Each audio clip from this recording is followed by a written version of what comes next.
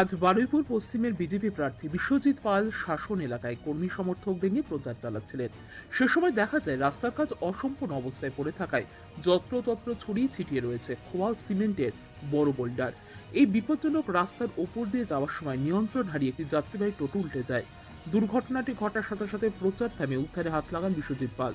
টোটোর নিচে আটকে পড়া এবং আহত যাত্রীদের তড়িঘড়ি উদ্ধার করে তিনি নিজে বারুইপুর মহকুমা হাসপাতালে নিয়ে যাওয়ার ব্যবস্থা করেন। আহতদের চিকিৎসার জন্য হাসপাতালে ভর্তি করা পর্যন্ত তিনি সেখানে উপস্থিত ছিলেন। এই ঘটনাকে কেন্দ্র করে স্থানীয় প্রশাসন ও শাসক দল তৃণমূল কংগ্রেসের বিরুদ্ধে তীব্র ক্ষোভ উগরে দিয়েছেন বিশ্বজিৎ পাল।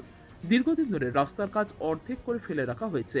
কোনো পরিকল্পনা ছাড়াই রাস্তার খোয়া বোল্ডার ফেলে রাখায় এলাকাটি মৃত্যু ফাঁদে পরিণত হয়েছে। এই বেহাল রাস্তার কারণে ওখানে একের পর এক দুর্ঘটনা ঘটছে, কিন্তু প্রশাসনের কোনো হেলদোল নেই। তিনি অভিযোগ করেন যে শাসক দল উন্নয়নের দাবি করলেও বাস্তবের চিত্রটা এই ভাঙাচোরা রাস্তার সাধারণ মানুষের ভোগান্তি। উল্টে গেছে। এই কেন্দ্র সরকারের টাকা পথশ্রীর নামে মমতা বন্দ্যোপাধ্যায় তার লোকজন খরচা করছে এবং সেইখানে দীর্ঘদিন এই ব্যস্ততম রাস্তা বারুইপুর বাজারে সেটা অসম্পূর্ণ হয়ে পড়ে রয়েছে। এখানে দেখুন কোনো রকম কারুর কোনো ভ্রুক্ষেপ নেই, এই কাজটা হওয়ার পিছনে কারণ হচ্ছে ভোটের সময় টাকা সংগ্রহ করতে হবে তাদের, তাই জন্য টাকা পয়সা সংগ্রহ মনে হয়ে গেছে, রাস্তা কমপ্লিট হয়নি, এইভাবে ব্যস্ততম রাস্তা আটকে রয়েছে। একজনের মাথা ফেটে গেছে, একজনের মাথায় চোট লেগেছে। এখানে কোনো বাচ্চার কিছু হয়েছে? বাচ্চার কোনো কিছু হয়েছে? হয়তো ইনজিওর্ড হয়ে রয়েছে। আমরা হসপিটালে যাচ্ছি, আমরা প্রচারে ছিলাম। হয়েছিল ঘটনাটা হচ্ছে আমরা প্রচারে বেরিয়েছিলাম বারুইপুর পুরনো বাজারে। তো আমরা প্রচার করছি, হঠাৎ করে শুনলাম যে সামনে একটা টোটো উল্টে গেছে। কোন জায়গাটা উল্টেছে, যে রাস্তাটা শাসন দিকে আসছে এসে আমাদের বাজারের দিকে আসছে, সেখানে অসম্পূর্ণ হয়ে রাস্তা পড়ে রয়েছে। এই তৃণমূলের যারা এখানের কাউন্সিলর থেকে শুরু করে এখানে যারা তৃণমূলের নেতৃত্ব, তারা এই পথশ্রীর মাধ্যমে এই ভোটের সময় টাকা পয়সা তোলার পরিকল্পনা করেছিল এবং কোটি কোটি টাকা স্যাংশন হয়েছে। তারা সেখানে বোর্ড দিয়েছে, কেন্দ্র সরকারের বিভিন্ন খাতের টাকা তারা তো নিজেদের নামে চালায়, তো সেখানে পথশ্রীর নামে বোর্ড দিয়ে প্রায় 1 কোটির উপরে বাজেট দেখিয়ে সেই টাকা তুলেছে। কিন্তু দীর্ঘদিন ধরে অন্তত 15 থেকে 20 দিন ধরে অসম্পূর্ণ হয়ে সেই রাস্তাটা পড়ে রয়েছে।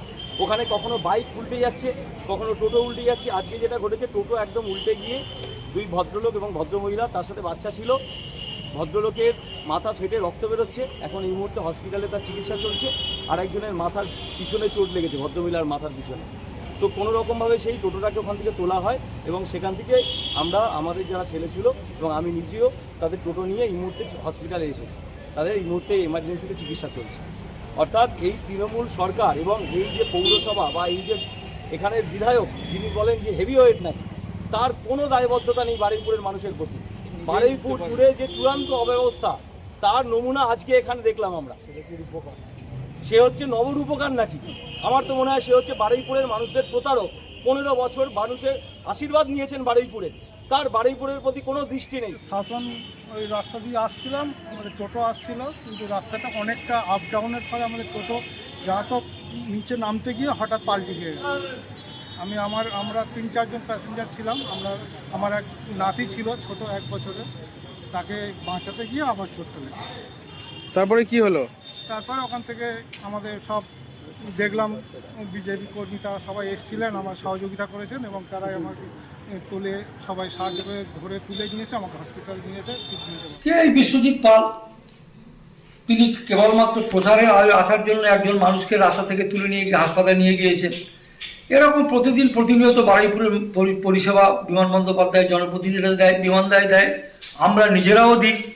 এটা কোনো ব্যাপার নয়। কে বিশ্বজিৎ পাল কেউ চেনে না, কেউ জানে না।